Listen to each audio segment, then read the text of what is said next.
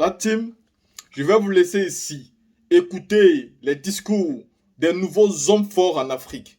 Vous savez actuellement, nous avons 5 coups d'État en Afrique francophone. 5 coups d'État. La véritable raison pour laquelle j'ai dit dans ma dernière vidéo il y a quelques jours que M. Emmanuel Macron sera finalement le président français le plus aimé par les Africains. Parce qu'il faut le reconnaître, c'est avec lui que la France est en train de perdre beaucoup de combats sur beaucoup de plans. Aujourd'hui, tous les présidents africains sont en train de trembler.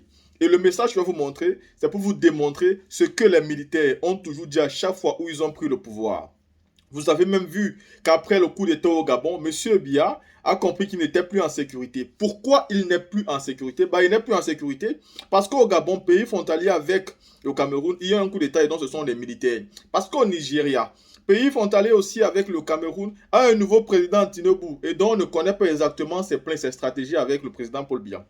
Troisième, c'est qu'au Tchad, le nouveau président c'est aussi un militaire qui a aussi fait un coup d'État. Et donc, autour du président Paul Biya, tous les anciens leaders qui avaient fait les 30 ans au pouvoir sont tous en train de tomber. Ce qui veut dire que sa sécurité serait plus en danger. Et elle pourrait venir même autour de ses frontières qui pourront aussi commencer à conseiller les autres militaires du Cameroun pour que finalement ce coup d'État qui a commencé au Gabon soit finalement contagieux. Parce qu'il faut reconnaître que le coup d'État en Afrique francophone, le Gabon n'est pas le premier pays à subir un coup d'État. Le Tchad a subi un coup d'État car il dit même Idriss, car Mahamat Déby, qui est président aujourd'hui au Tchad, a aussi fait un coup d'État. Ce n'est pas parce qu'il remplace son papa que ce n'est pas un coup d'État, c'est un coup d'État parce qu'il n'a pas respecté la constitution de son pays.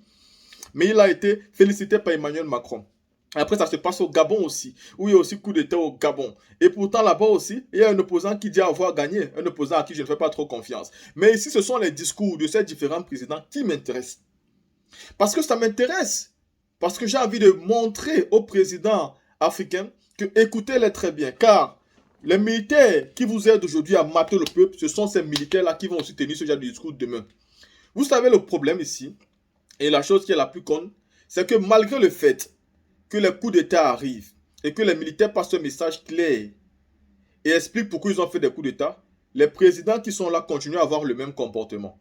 Je pense qu'il serait temps pour vous de changer votre façon de faire la politique, d'être plus gentil avec votre peuple, d'être plus compréhensif, de faciliter la vie du peuple, de descendre sur le terrain, d'implémenter vous-même ce que vous voulez que ça soit fait, de donner plus de considération, de respecter votre population, de développer de manière intégrale votre peuple, de leur donner de l'amour, de leur comprendre et de vous excuser vis-à-vis de ce peuple-là. Mais malgré les coups d'État, vous ne dites absolument rien et vous restez toujours cloîtré chez vous en croyant que vous maîtrisez la situation et que vous êtes le Dieu de tout et que rien ne peut se passer. Non, vous devrez prendre conscience. Parce que ce qui se passe dans les autres pays peut arriver chez vous.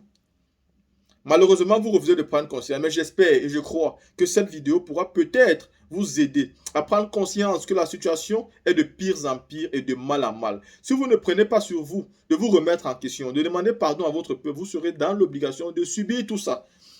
Regardez donc ici et écoutons ici ensemble le discours du président Assimi Goïta, le discours du président du Burkina Faso, le discours du président du Niger, le discours du président du Mali, le discours du président du Gabon.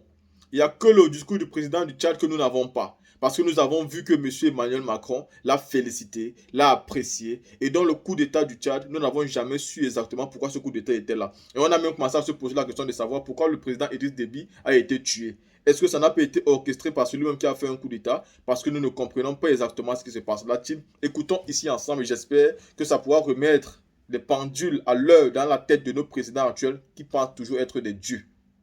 Il fallait choisir entre la stabilité du Mali et le chaos. Nous avons choisi la stabilité.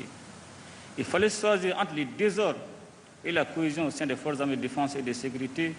Nous avons choisi la cohésion des forces de défense et de sécurité.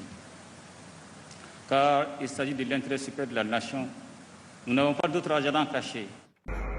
Nous avons décidé ainsi, après avoir pris le président qui est actuellement avec nous, de la République, nous avons décidé de dissoudre la Constitution en vigueur, de dissoudre les institutions.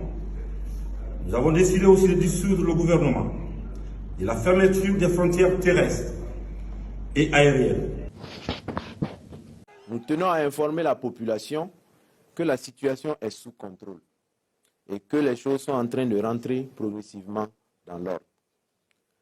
Nous vous invitons donc à vaquer librement à vos occupations et à vous départir de tout acte de violence et de vandalisme qui pourrait entacher les efforts consentis depuis la nuit du 30 septembre 2022, notamment ceux qui pourraient être perpétrés contre l'ambassade de la France ou la base militaire française 6 à Cambouissin.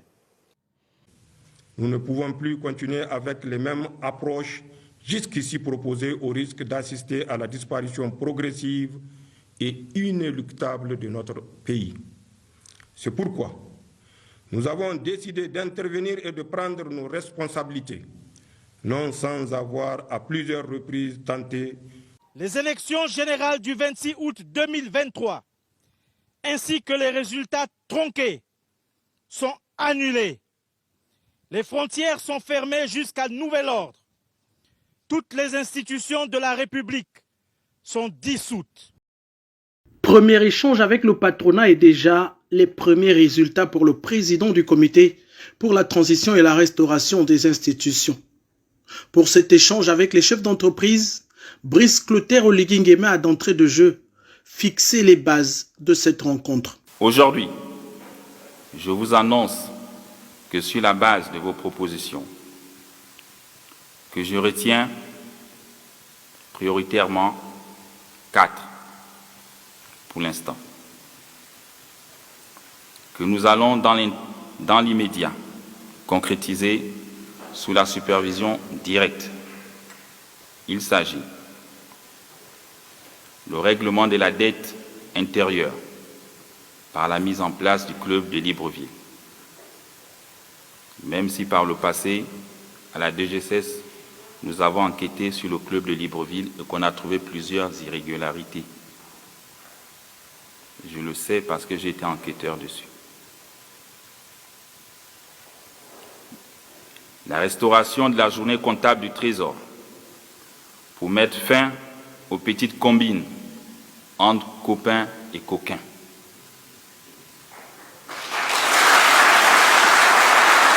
En sa qualité d'acteur économique majeur de notre pays, la Fédération des entreprises du Gabon a énuméré 13 propositions concrètes qui devraient guider son action.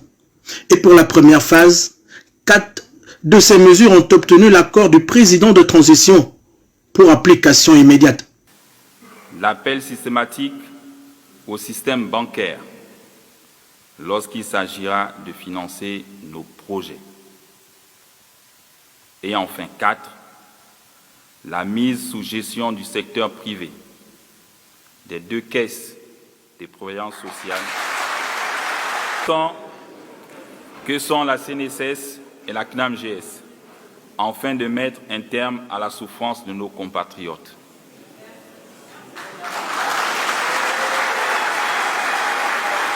Au cœur de ces décisions, la lutte contre la précarité et les inégalités pour réduire la fracture sociale en République gabonaise. Les retraités vivent mal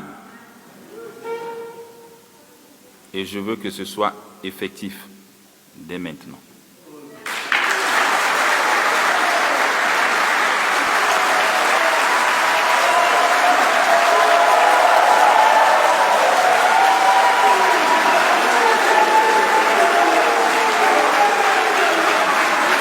Ces annonces de haute portée sociale ont reçu une standing ovation de toute l'assistance.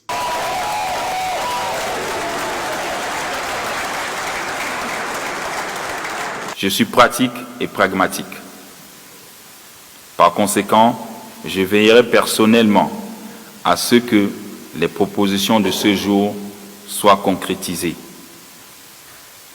pour le plus grand bien de nos compatriotes. 24 heures après son accession à la magistrature suprême, le président du comité pour la transition et la restauration des institutions engrange ses premiers points conformément à sa vision politique pour le patriotisme économique et pour le peuple gabonais.